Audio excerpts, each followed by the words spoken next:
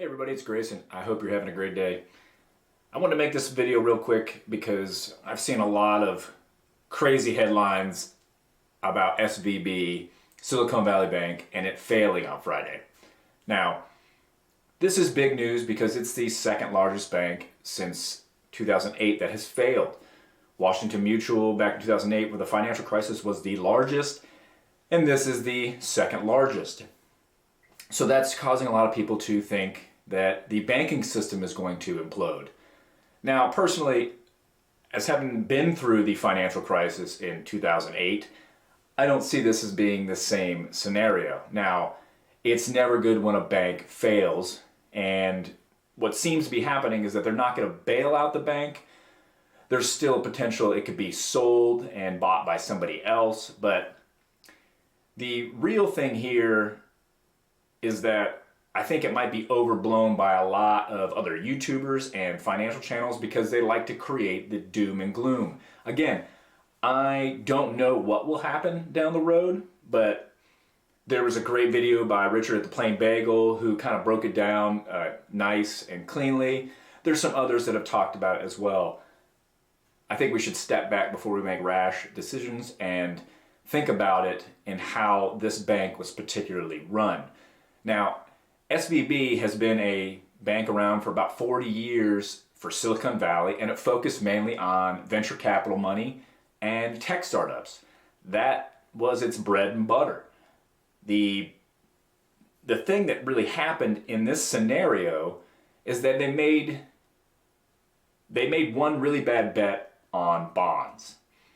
The issue here is that in 2021, they either didn't think that the Fed was going to raise rates as much as they did or as fast as they ended up doing, or they just made a pure bad bet in bonds. They put the majority of their deposit money into a 1.79% bond yield, which was really low. But when the Fed started raising the rates, that bond wasn't worth much.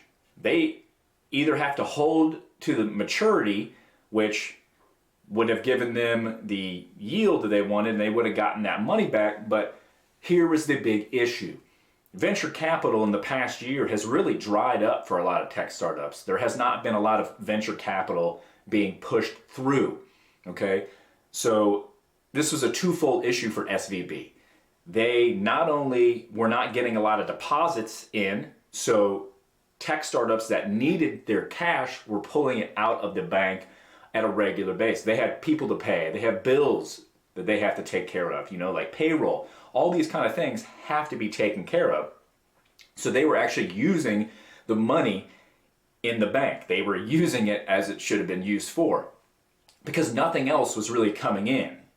Once venture capital dries up, you can't get anything else on the books. And since SVB was mainly focused on this area, they kind of had a really bad scenario brewing.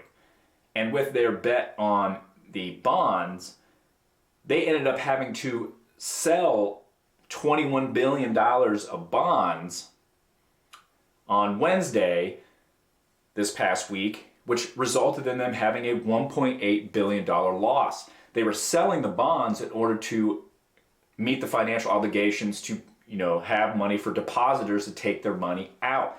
Again, this was before any bank run scenario. This was basically what led up to it. The weird thing that I find, or it's maybe not weird, but SVB was basically ruined by its own target market, its own market that it serves. Once they put the notice that they sold the bonds and it was at a loss, venture capital firms realized there might be a big problem, and they put out the word to their their people and the tech startups that they need to pull their money out. Well, this caused mass panic for tech startups and venture capital funds, and they pulled out $42 billion in one day. SVB didn't have that much to handle it. They couldn't handle it because most banks are only required to keep 10% available of their total deposits. So that should be able to be enough to handle most people's withdrawals if it's just a normal banking cycle. This wasn't normal. It exploded. So venture capitalists put out the word, and they all know each other in Silicon Valley. They all know each other very well. They're all tight-knit. So when one puts out the word, another puts out the word. So they created their own mass hysteria and basically blew up the bank that they were being supported by. Like, it's weird. I don't even understand it, to be honest. I think from what I've read and who I've talked to on several of these occasions, they said that if this didn't actually happen, and even if they sold, if it wasn't pushed out there that everyone needed to get out their deposits and basically drain their accounts, the bank probably would have been fine within a year. It would have been tight for them, but they would have been fine within a year if they would have just kept going. But unfortunately, this is what social media and mass hysteria and panic does for you. They thought that they were going to be in deep trouble, and I don't know if that was really the case. Again, I wasn't at the bank. I don't work at the bank. I don't even use the bank. But do I think this is going to affect the normal banking system? Probably not. Do I think that there's some buying opportunities if you like to invest in bank stocks? Most likely. The bank stocks were down on Friday. They'll probably be down on Monday. But I don't think outside of that, we might see some small regional banks struggling, but that might just cause some consolidation. Again, I don't really know where this will go. It'll be interesting to pay attention to, but I don't think the normal person really has to worry about this in their banking scenario. Because here's the deal. Most people don't have enough funds in the bank to even reach the FDIC insurance level, which is $250,000 per deposit account. There are different types of deposit accounts, and each one can be up to $250,000. So the FDIC already said that those that are insured in SVB should be able to get the money out on Monday, which is a really quick turnaround. It's usually not that fast. The problem is about 90% or even more, depending on who you talk to, in SVB was not insured because these were venture capital funds. These were tech startups. These had millions of dollars in their accounts, so they weren't insured. That's a big problem. They don't know if they're going to be able to get that money back. I think they might be able to get back some as a solution comes to light, but again, maybe you only get 70% of the money that you had back. So there's going to be some crunch time for a lot of tech companies.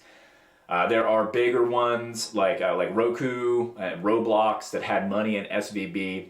These didn't have all of their available cash in there, so they probably won't see a huge crunch. I think companies like Roku had more. I think they had like 26% of their available cash in SVB. So that is a big loss, but I don't think that will cause them to go under.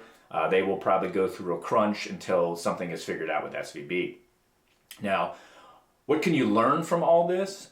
I think there are a few things. One, distribute your cash into multiple banks of different types. Don't stick all of your eggs in one basket.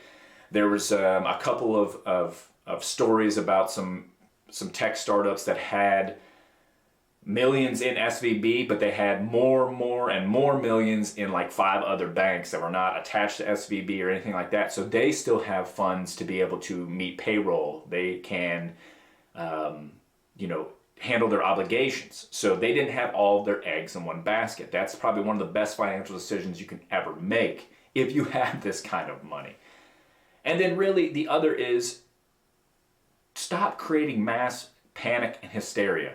I see a lot of YouTubers on here telling you that like this is the big bank fallout and stuff like that. A lot of these people weren't even around during 2008. They weren't YouTubers. They didn't actually go through it. Some of them have been, but it's a very different scenario from that. And all we're doing, if you do stuff like this, is creating mass panic. You're going to cause people to sell their stocks at losses most likely, hold cash, which is going to be deteriorated even more by inflation.